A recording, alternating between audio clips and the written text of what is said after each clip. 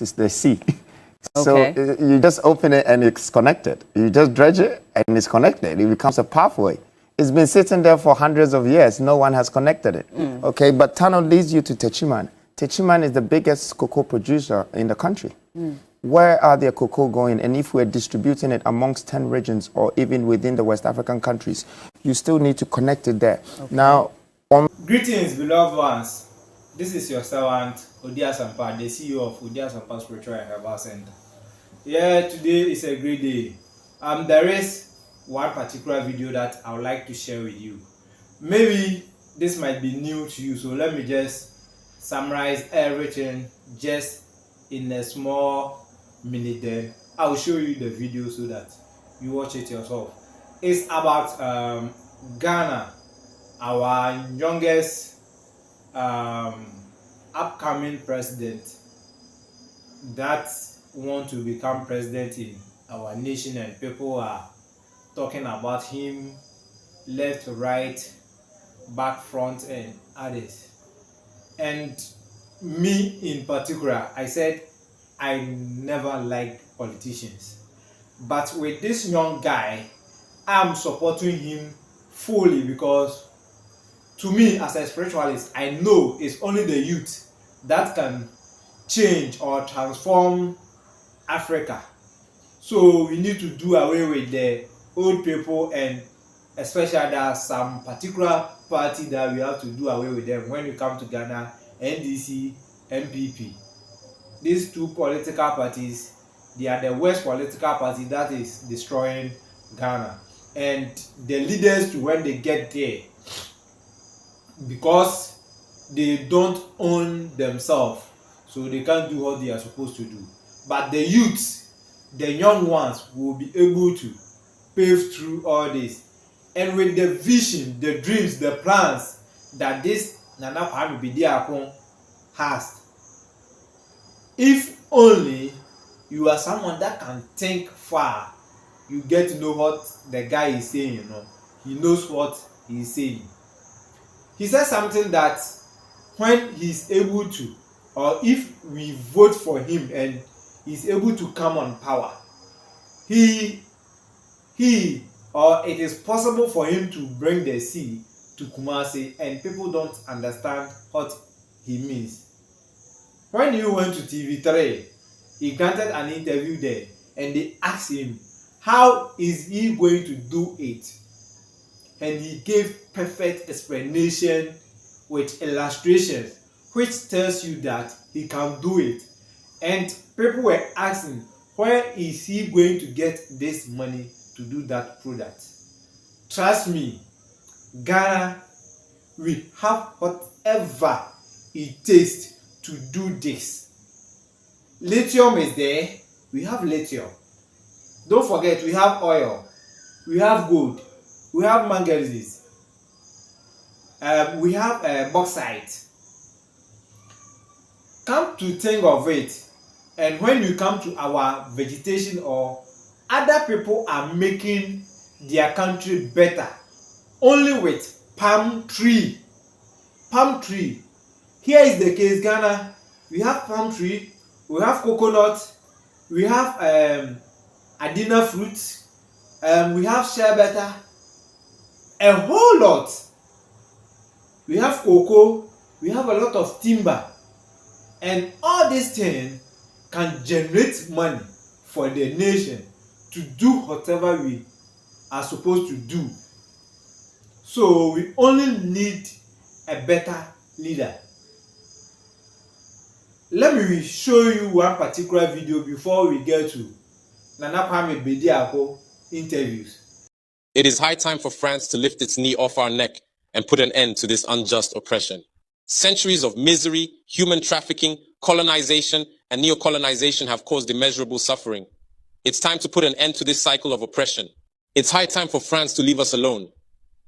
It's time for France to take a cue from its European neighbors and learn a valuable lesson in independence.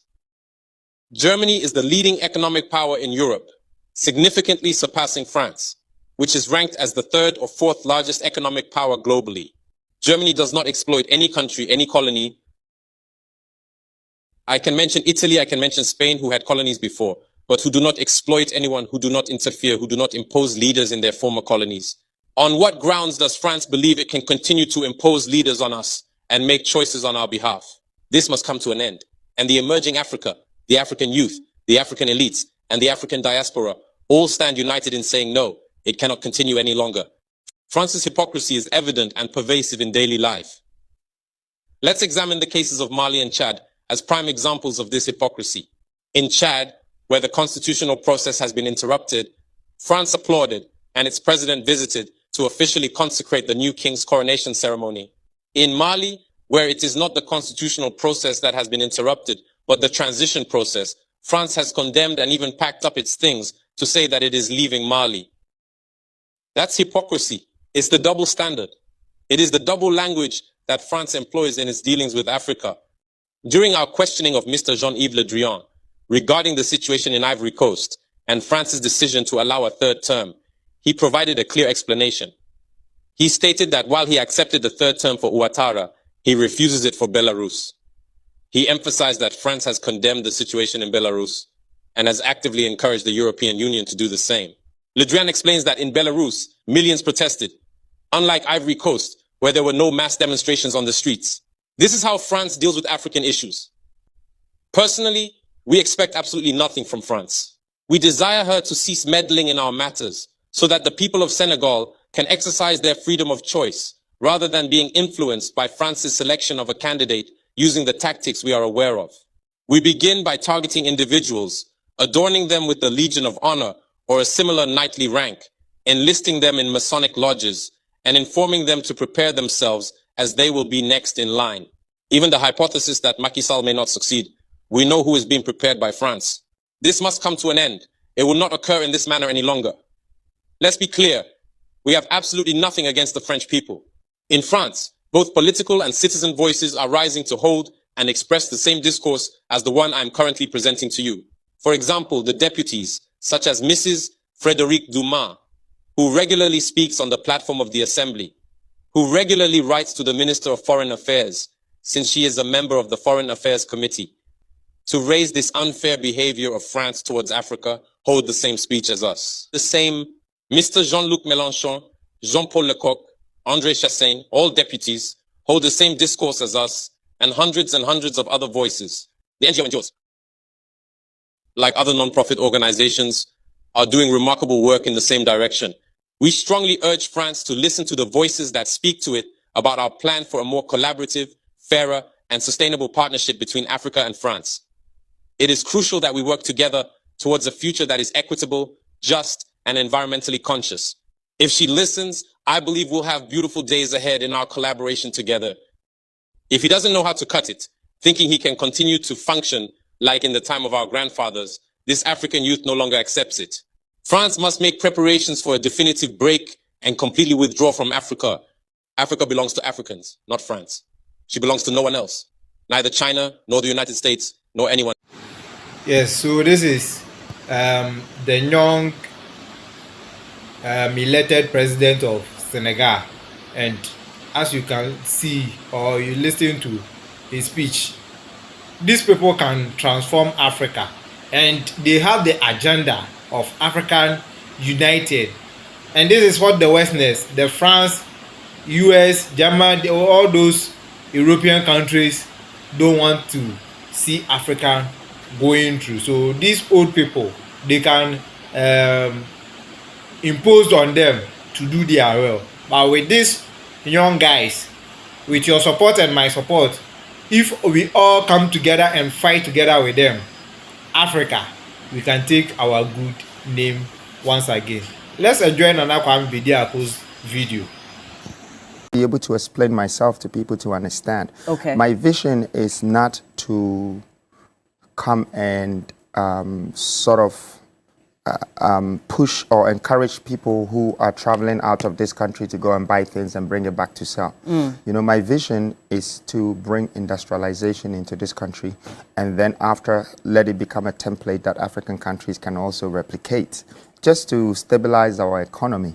Now, if you're talking about industrialization, you're going to see that one of the main things that is needed is logistics. And logistically, our country has only roads to deal with. Yeah. When you go to anywhere in the world, Asia, Europe, everywhere, they have railways and they have the water bodies. Yeah. It's called water transportation. You know, you have the ferries, you have the canals, and then besides the canals and the ferries are new cities that are coming up in areas where people are living. So for me, I looked at Ashanti region when I was there, since I do my research in almost every region, and I realized that, you know, maybe 30% of the furnitures in this world has probably come from Ashanti timber. Yeah. You know, how did they even get it out of that place? They must have been driving a lot of timber logs, tracks, and going up and down. And then you're talking of gold. We were at some point the second biggest gold producers, and I think the most gold comes from that sector. You're talking of farming. There's so much, and I like reading maps.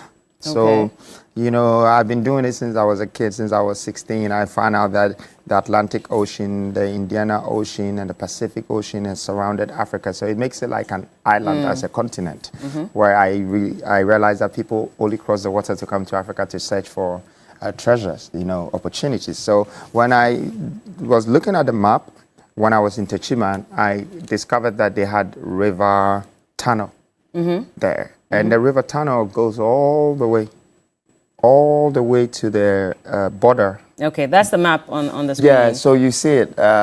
Tunnel is somewhere there, and it goes to the end. You see Second D is there.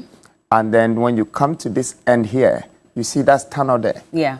And tunnel comes all the way. It's the sea. Okay. So you just open it and it's connected. You just dredge it and it's connected. It becomes a pathway. It's been sitting there for hundreds of years. No one has connected it. Okay, but tunnel leads you to Techiman. Techiman is the biggest cocoa producer in the country. Where are their cocoa going? And if we're distributing it amongst 10 regions or even within the West African countries, you still need to connect it there. Now, on the way from Kumasi to Takrade, you will see River Pra and Oti. And you see these two rivers are very close and they connect. There's the Ankroba River, you see? So they are all there, but we just haven't dredged to connect them. So when you look at Second D or Cape Coast, look at the Pra. It's connecting to Cape Coast. All that edge that you're seeing there, that black edge, is the sea. So that's what you meant by saying that you were going to bring the sea to Kumasi. Of course. But it was going to go through where? Techiman or where exactly? It would take the river bodies. It would take the water bodies. That's what dredging is about. The dredging has to meet another water. You know, it's like you are taking debris and you're opening the space so the water can flow. And you might cut through a path to extend it. So some of it might have a little breakages, like you see where Pra is. Yes. Pra is coming all the way to Sikandi. And you see, if you see Pra, you see that it's crossing through Kumasi. But you see, it's not that easy to just connect, especially when we're dealing with Galamsey and the fact that most of our river bodies are, at the moment, in the worst state possible. So have you considered, and that's why a lot of people are asking what the feasibility studies are, have you looked at all that, looking at ways to clean up our river bodies even before you connect? That is the dredging. That is the investment, okay? We need to understand one thing. Investment and development is key, okay? And when I say investment and development, I don't just mean houses or businesses. When the investment we put in our people, the investment we put on our land, it can last us 500 years of returns, one investment. Now, people have done dredging in 500 BC. There were no excavators. Hard work.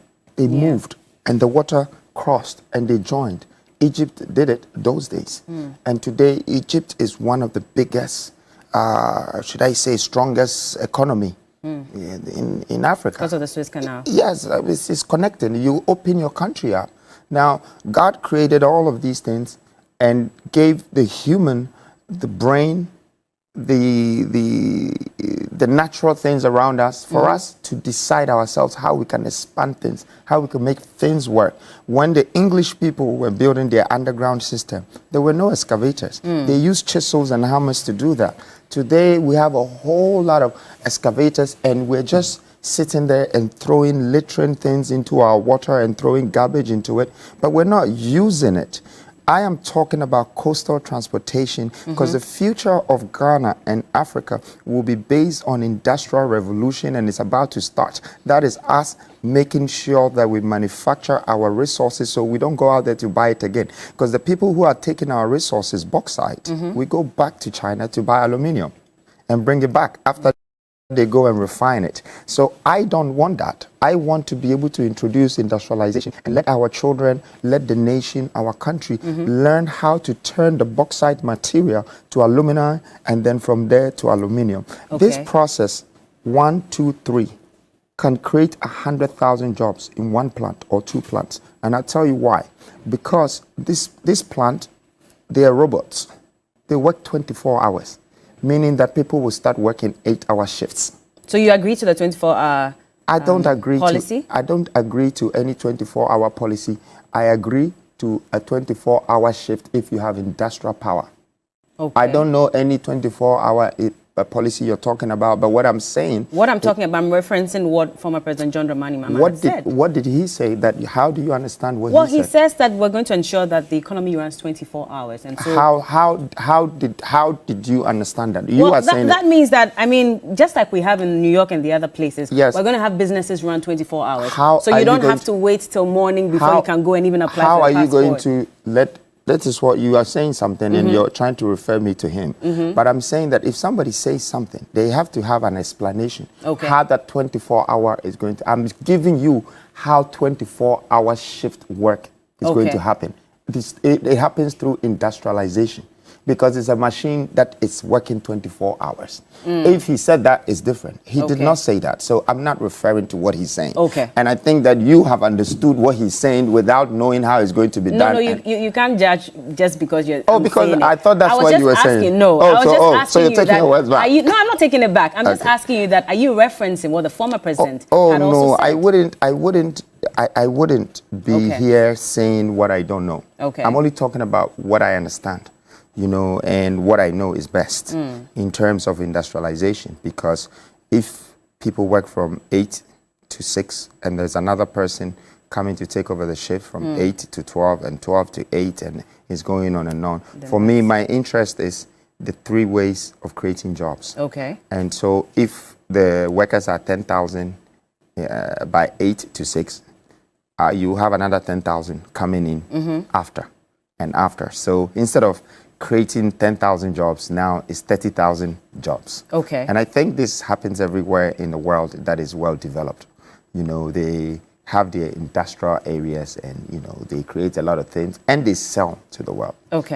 Let's go back to the issue about, you know, dredging the sea into the other river bodies. Now, I'm monitoring some comments, and there's one who's saying that, but some of these water bodies serve as, you know, drinking water for some communities, etc. Now, if you're trying to connect the sea to some of these bodies, of course, we know that the issue of salination also comes up. And that affects the livelihood of the animals that also drink from these water bodies. So can you explain that then? Because, first of all, what canals do a lot of things. There's irrigation system that comes out of it, so it helps farming.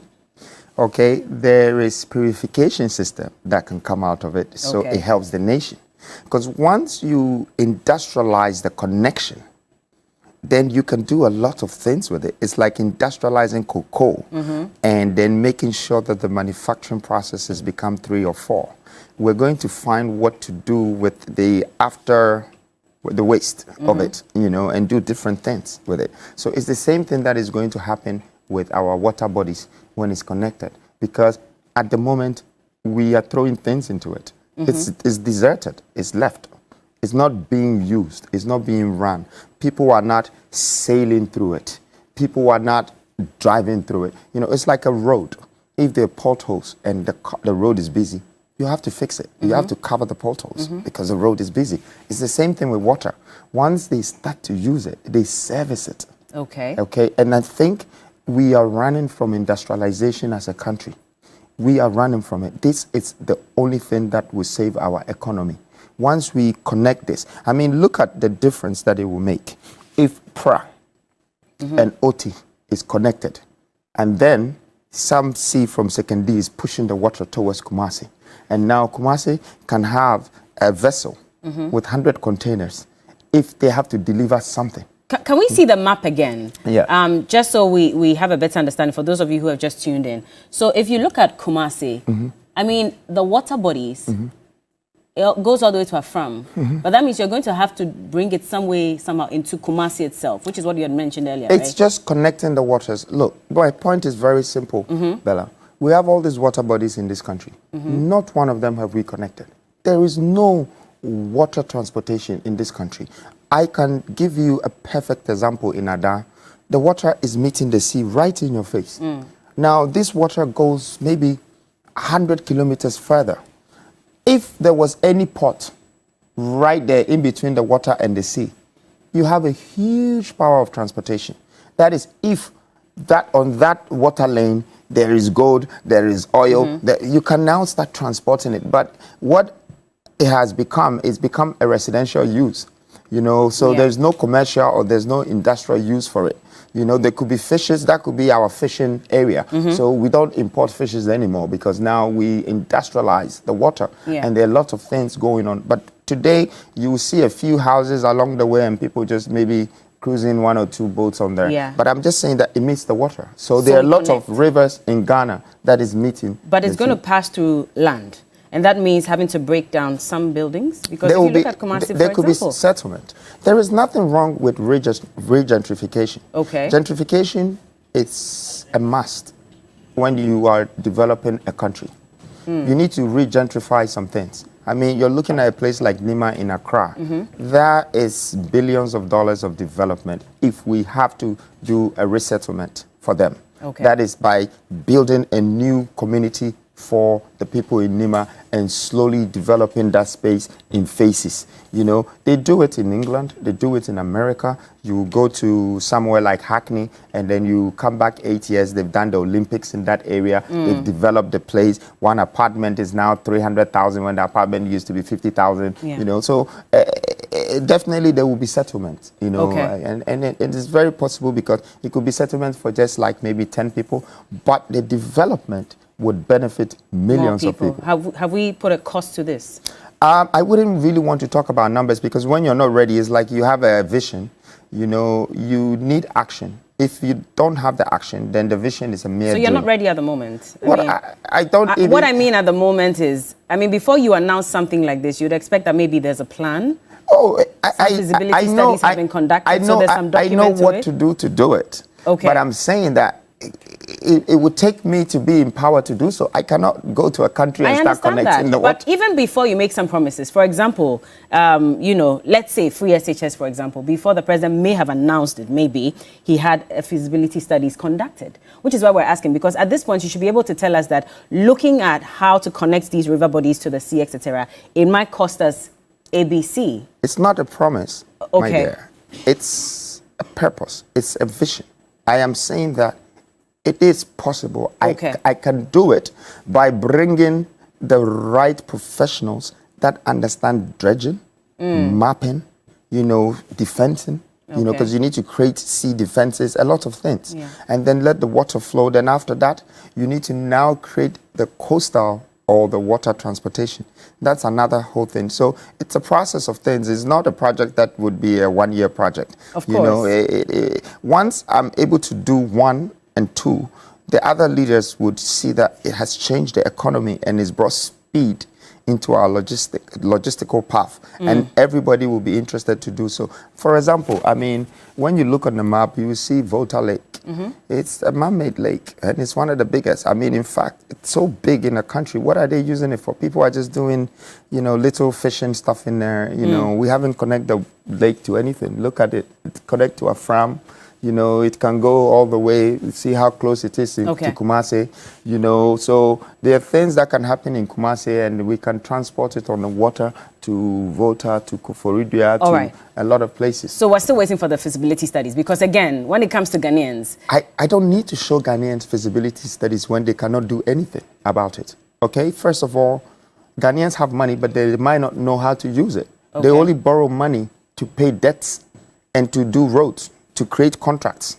Okay, money needs to be invested. and there has to be returns. And so I believe that the government is supposed to have some kind of partnership with the private sector and not turn the private sector to contractors, because the private sectors in this country are contractors. But they're the ones who need their study, which is why I'm asking Sorry, for it. who So the need the feasibility study that I'm talking about is not for every Ghanaian necessarily. Who would need the study? Of course, the stakeholders who are supposed to conduct this exercise. So let's say the contractors in the country, of course, you would want their buy-in on this. You cannot on your own as a president decide that you're going to That is not what I'm saying. Look, if we as a nation believe that we have to fix our road, we don't need going to ask people permission that study the feasibility of this before I do the road. Okay, the cost of a road, when you bring foreigners to do it, is $1 million a kilometer. Yeah. That is the price.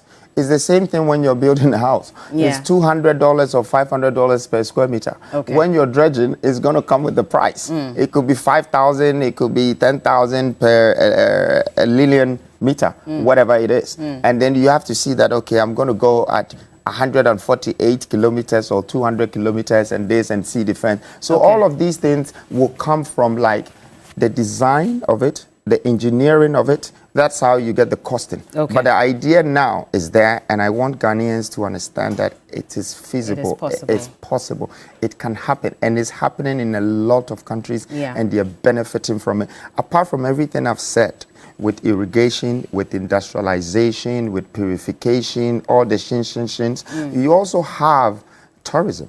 Where people will be sailing on your water, and they're going to see parts of Ghana that you and I have never seen. Good, beautiful landscaping and all of that that we have deserted for a long time. So there are a lot of great opportunities with such an idea, and it just they of priority. Would you say this is priority? I've listened to Ghanaians say that we lack adequate hospitals. Our hospitals are not even equipped to global standards. Our education is also in shambles. We have students who are learning under trees.